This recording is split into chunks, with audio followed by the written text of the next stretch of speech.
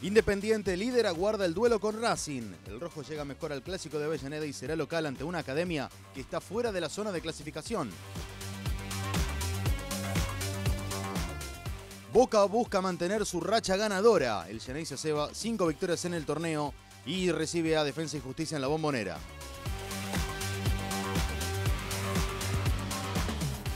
San Lorenzo se enfrenta al complicado Godoy Cruz. El Ciclón viene de perder y viaja a Mendoza, donde lleva 9 años sin ganarle al Tomba.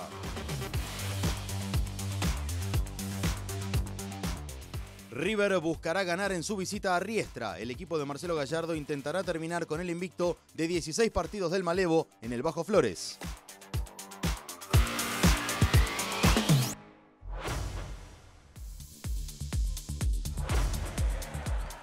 Lo vemos a Reinaldo Carlos Merlo y también a Enzo Trocero, porque estamos en el Clásico de Avellaneda de la Apertura 2001, en el viejo estadio de la Doble Visera. Independiente recibía a Racing por la segunda fecha del torneo y el uruguayo Diego Forlán ponía el 1-0 para el rojo. Este era su gol número 30 con la camiseta de Independiente, con la que luego haría 9 más antes de pasar a Manchester United de Inglaterra.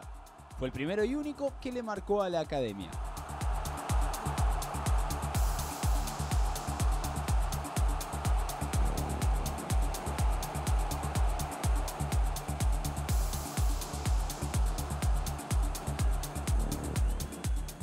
Sobre el final del partido, a los 45 minutos del segundo tiempo, llegaría el centro de Martín Vitali y el cabezazo de Gabriel Loeshborg para el empate agónico de Racing, que enmudecía toda la parcialidad local. Muy mala salida del arquero Ariel Rocha, que se lamentaba por el error. Era el primer gol del defensor en su segundo partido en el equipo de Avellaneda, recién llegado de Rosario Central. Pocos podían imaginar en ese entonces que Loeshborg iba a convertir 3 goles más en el torneo.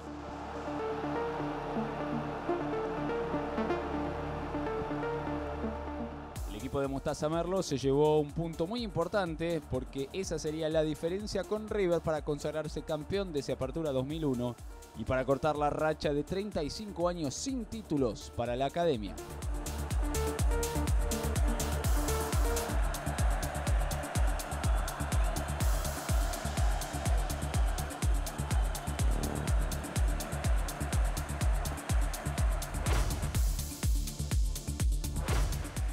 Gustavo Costas fue protagonista de 2 clásicos como entrenador de Racing en cancha de Independiente. Este es el primero de ellos, el 14 de mayo del 2000, en el torneo clausura por la fecha 11. El partido tenía como primer gol este cabezazo de Bruno Marioni para el equipo que dirigía Enzo Trocero. Iban 11 minutos de juego, el centro bajo una lluvia torrencial era de Ariel Montenegro.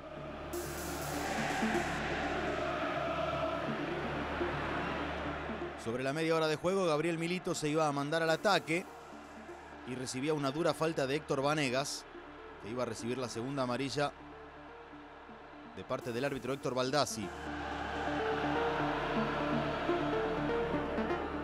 Y en el cierre del primer tiempo, sin Costas también expulsado, Racing lograría igualar el resultado con una muy buena jugada colectiva entre Maximiliano Esteves, Adrián Bastía, Sixto Peralta y la aparición de Roberto El Diablo Montserrat, que vencía a Farid Mondragón. Era la igualdad de la academia.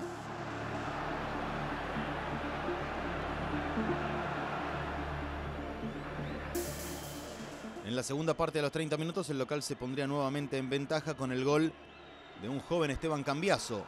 El Cuchu, de apenas 19 años, definía frente a Walter Cáceres. Y el festejo de Mondragón del otro lado de la cancha.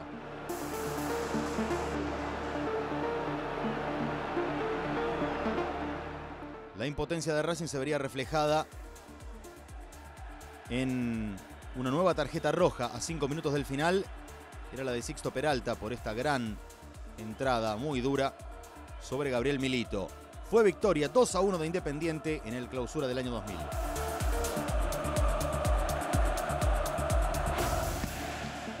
Ahora saltamos a 2024, el último clásico que se disputó en cancha de Independiente, con Sergio Agüero como espectador, Carlos Tevez como entrenador de rojo y obviamente Costas al frente de la academia. A los 18 minutos del segundo tiempo, Adrián Martínez se iba solo frente a Rodrigo Rey, gambeteaba al arquero y convertía el 1-0 para Racing. Pero el asistente levantaba la bandera y le daba el grito a Maravilla. Momento de tirar líneas para el VAR y el delantero estaba habilitado tras el pase de Bruno Zuccolini. El árbitro Facundo Tello iba a recibir la confirmación y el gol sería convalidado.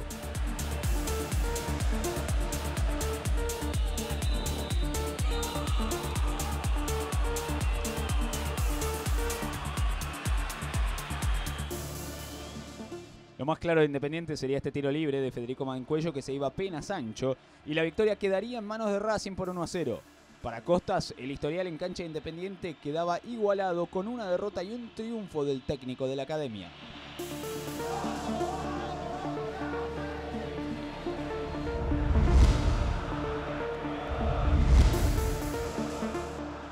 Momento de ver 5 grandes goles de este clásico en el estadio de Independiente, y empezamos con esta fantástica acción individual de Maximiliano Meza para cerrar la victoria del Rojo por 2-0 en 2017. 4 rivales por el camino y definición con cara externa ante Agustín Orión.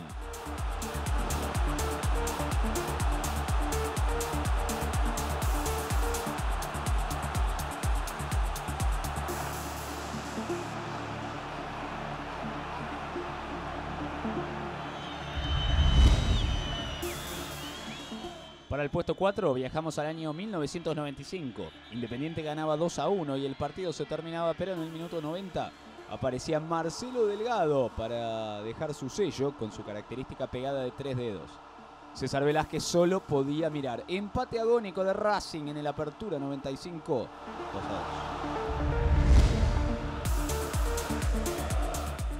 Nos vamos un poco más atrás en el tiempo, a noviembre de 1986, para ver al quizás el máximo ídolo de Independiente en la historia, que actualmente le da el nombre al Estadio del Rojo, Ricardo Enrique Bocchini. Golazo, pocos meses después de ser campeón mundial con la selección argentina, en otro empate 2-2 en el Clásico de Avellaneda.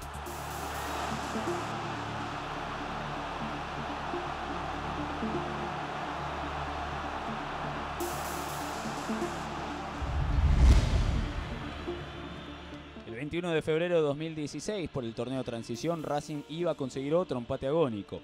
Pero esta sería todavía más especial. Centro de Oscar Romero y chilena de Lisandro López para el 1-1. La imagen del arquero Diego Russo Rodríguez parado sobre la línea con la mano levantada reclamando algo inexistente sería viral en esa época. Espectacular gol de Licha López.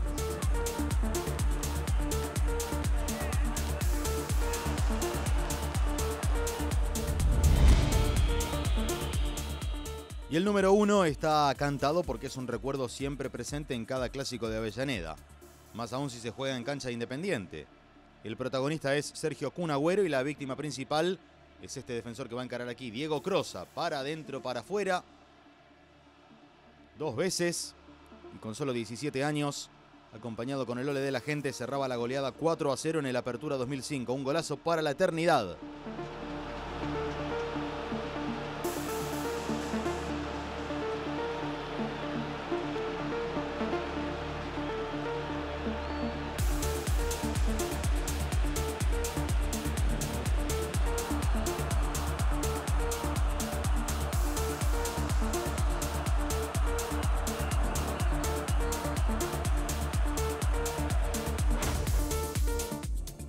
Independiente y Racing jugarán este domingo el clásico número 237 de la historia. Hasta ahora, 89 fueron para Rojo, 71 para la Academia y hubo 76 empates.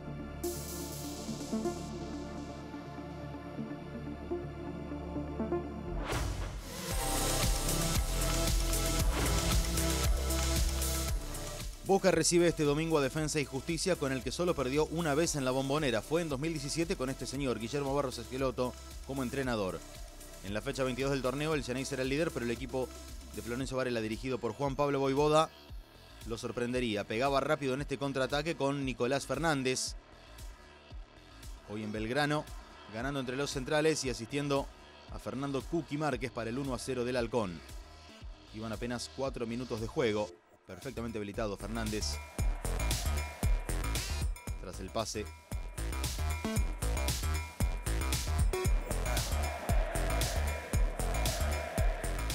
Y allí se daba vuelta y Márquez definía. No podía hacer nada Agustín Rossi.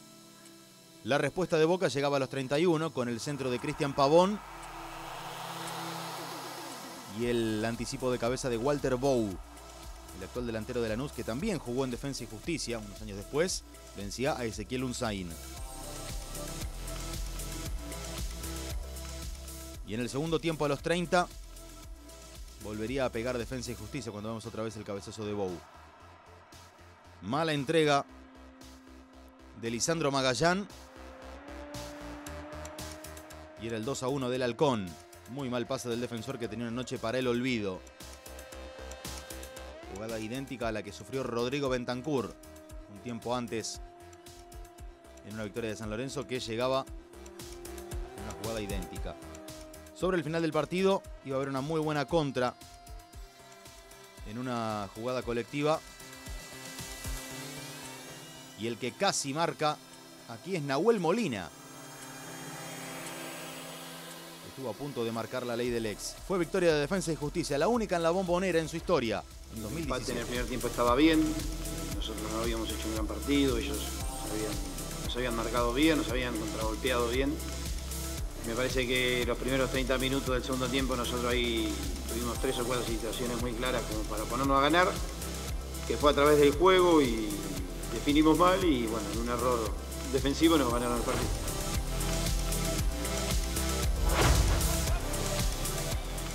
Ahora vamos a 2014 para repasar la primera visita histórica de Defensa y Justicia a la Bombonera. Fernando Gago era titular en el Boca de Rodolfo Arrobarrena.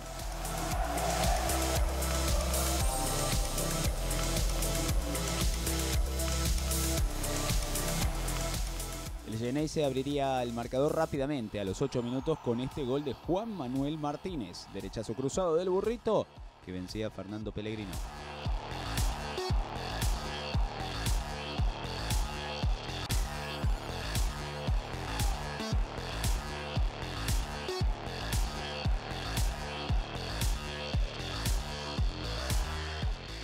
Y a los 40 de la primera etapa, una mala salida desde el fondo del Halcón iba a permitir un nuevo gol de Martínez para el 2-0 de Boca.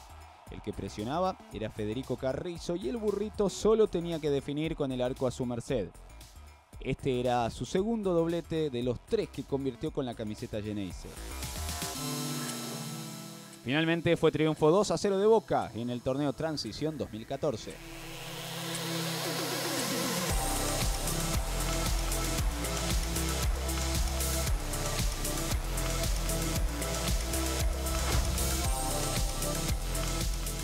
El historial entre Boca y Defensa y Justicia cuenta con 16 enfrentamientos, 9 para el Xeneize, 2 para el Halcón y 6 empates.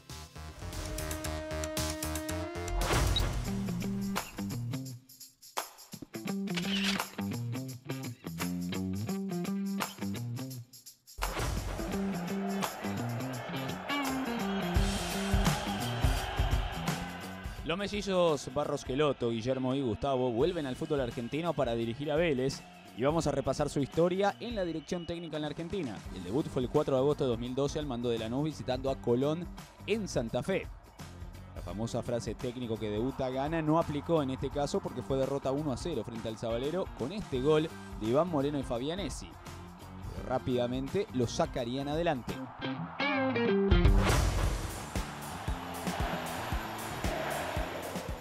Después de un cierre mucho mejor a fines de 2012, Lanús llegó a la final de la Copa Sudamericana del año siguiente frente a Ponte Preta de Brasil.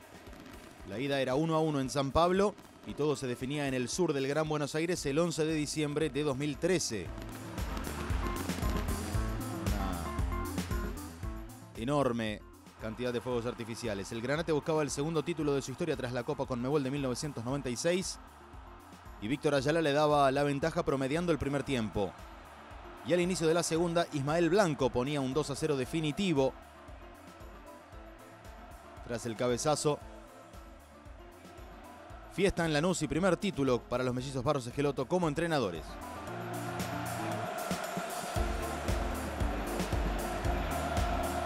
Agradezco a toda la gente cómo me han recibido.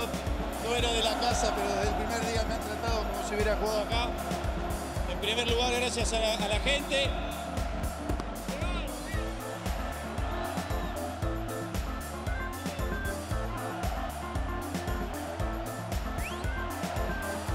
Y fundamentalmente gracias a los jugadores, porque sin ellos no estaríamos acá. No tengo dudas que el paso que tuve en Lanús fue importante para que yo hoy llegara acá, así que muy agradecido a la gente de Lanús por esos 3 años y medio que vivimos, cuando jugué, cuando dirigí, ahora cuando me toca dirigir a Boca, obviamente que también lo tomo en ese sentido, con esa responsabilidad, así que siempre hemos tomado cada trabajo con la misma responsabilidad y tratamos de dar lo mejor y de conseguir objetivos o de cumplir objetivos.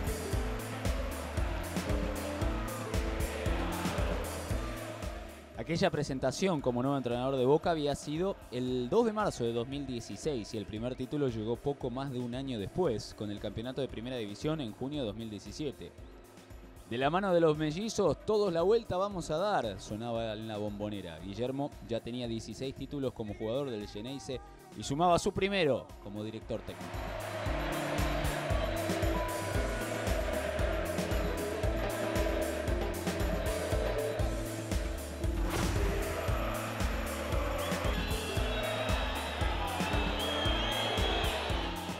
El 9 de mayo de 2018 Boca debía sumar un punto para ser bicampeón del fútbol argentino y visitaba a Gimnasia, justamente ese club en el que se formaron los mellizos Barros Schelotto desde muy chicos. Pablo Pérez sería el encargado de llevar tranquilidad con este gol a los 12 minutos de juego, pero la noche no sería fácil para Boca. A los 33, el Lobo igualaría el resultado con la ley del ex nuevamente. Nicolás Collazo. Seguirían 1-1 al descanso. En la segunda parte, a los 10 minutos, Ramón Ávila iba a primerear a Maximiliano Coronel y marcaría el 2-1 que acercaba a Boca a un nuevo título.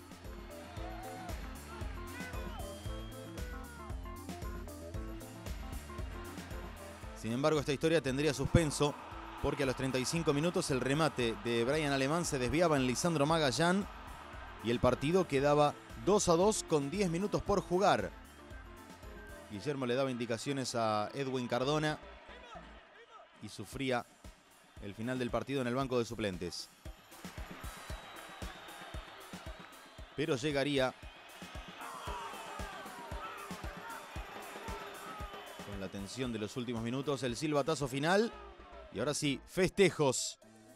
Segundo título en fila para los Barros Schelotto al frente de Boca y esta consagración daba un gran envión anímico para afrontar el objetivo principal del año, la Copa Conmebol Libertadores.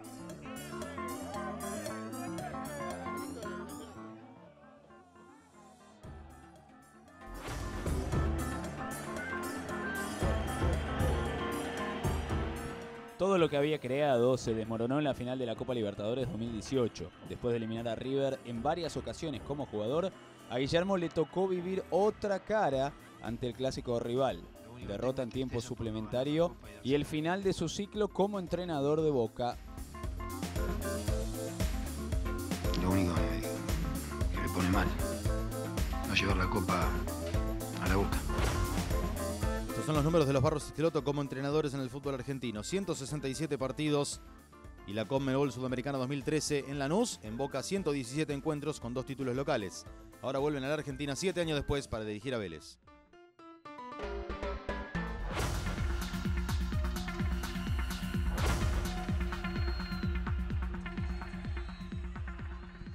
River visita este sábado a Deportivo Riestra y el recuerdo de su última presentación en el estadio Guillermo Laza no es bueno. Martín de Michelis y Cristian Fabiani en el duelo de entrenadores justo antes del receso a mediados de 2024. A los 11 minutos del segundo tiempo, Alan Barrionuevo, hoy en Tigre, ganaba de cabeza en el medio del área y ponía el 1-0 para Riestra.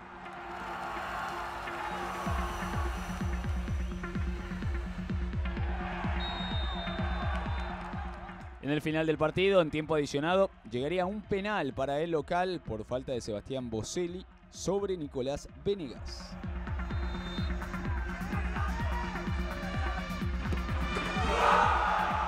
El ex Boca se encargaba de la ejecución desde los 12 pasos y vencía a Ezequiel Centurión para liquidar el partido. Con este 2-0 empezó la racha invicta de Riestra como local, que lleva 16 partidos sin caer. Y para De Michelis fue el golpe que lo dejó con un pie afuera de River.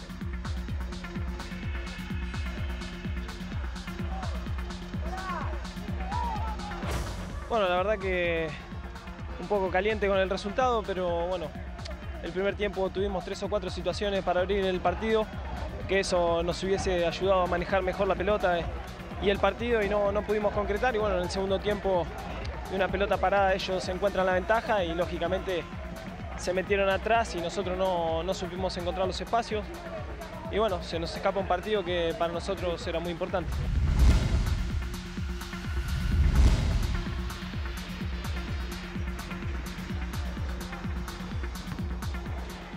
Vamos a ver las mejores 5 atajadas de Ignacio Arce, el arquero de Deportivo Riestra, en el Estadio Guillermo Laza en Primera División. En el puesto 5, esta volada ante Walter Massanti en la victoria 1-0 ante Huracán en 2024.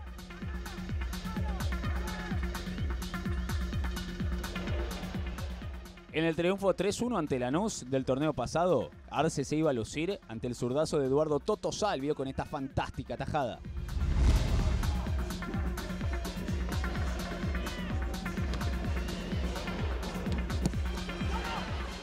Vélez era líder absoluto y estaba cerca de ser campeón, pero no se podría llevar el triunfo del Bajo Flores, entre otras cosas por Arce, con esta milagrosa salvada con el pie para quedarse con la última pelota del partido. El que no podía era Thiago Fernández. En el puesto 2, una acción de este torneo. Primero ante Gastón Togni y después una reacción sensacional para tapar el cabezazo de Francisco Panchito González. Fue 1-1 ante Defensa en la cuarta fecha.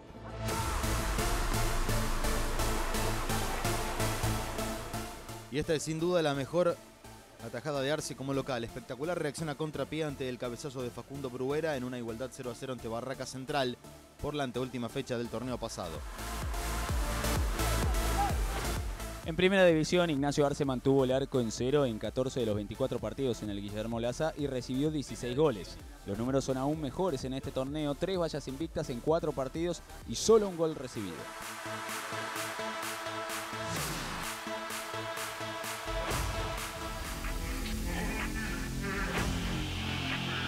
San Lorenzo quiere recuperarse de la derrota ante Independiente, pero este viernes tiene una difícil prueba ante Godoy Cruz en Mendoza. La última victoria del Ciclón visitando al Tomba fue hace 9 años en el torneo Transición 2016. Pablo Guede dirigía al Ciclón y Sebastián Méndez al equipo mendocino. Godoy Cruz llegaba como líder a este partido en su zona, pero a los 9 minutos del segundo tiempo, San Lorenzo conseguiría el único gol del encuentro con el centro que iba a lanzar Emanuel Mas. Luego el anticipo de Martín Cauterucho. El uruguayo, que actualmente hace muchos goles en Sporting Cristal de Perú, le daba la victoria al Ciclón, que escalaba del 6º al 4º lugar. Curiosamente, en la última fecha, el equipo de Guede le iba a arrebatar el primer puesto al Tomba para llegar a la gran final, que perdería 4-0 ante Lanús.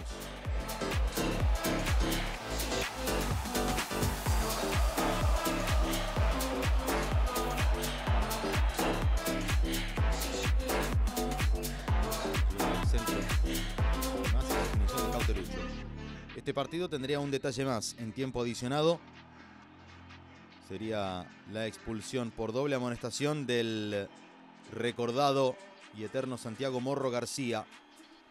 Más allá de esta incidencia, del uruguayo que conmocionó al mundo del fútbol quitándose la vida en 2021, quedó en la historia de Godoy Cruz y sigue siendo hasta el día de hoy el máximo goleador del club en Primera División con 51 goles.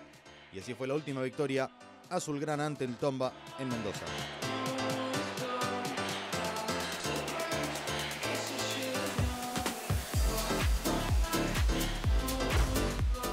Godoy Cruz y San Lorenzo disputaron 31 partidos en Primera División con 7 victorias del Tomba, 15 del Ciclón y 9 empates.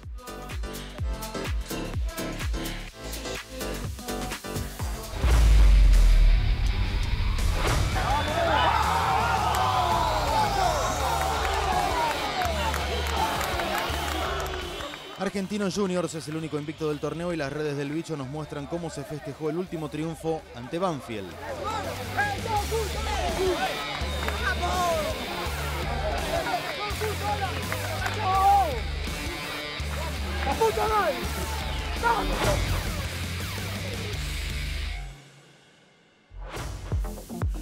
Tigre y Argentinos Juniors son los líderes de la zona A con 21 puntos, Boca tiene 20, Estudiantes y Huracán 17, Central Córdoba 14, Barracas 13. En la zona B, Independiente es el único líder con 20. Lo siguen Rosario Central y River con 18. San Lorenzo tiene 17. Riestra 12. Gimnasia 11. Platense y Lanús 10. La 10ª fecha del torneo de apertura se abre el viernes con Argentinos Juniors Aldo Civi, Godoy Cruz San Lorenzo. El sábado se destacan Deportivo Riestra River, Rosario Central Gimnasia y Estudiantes Newell's. El domingo arranca con el clásico entre Independiente y Racing y sigue con Boca, Defensa y Justicia. El lunes habrá 4 partidos.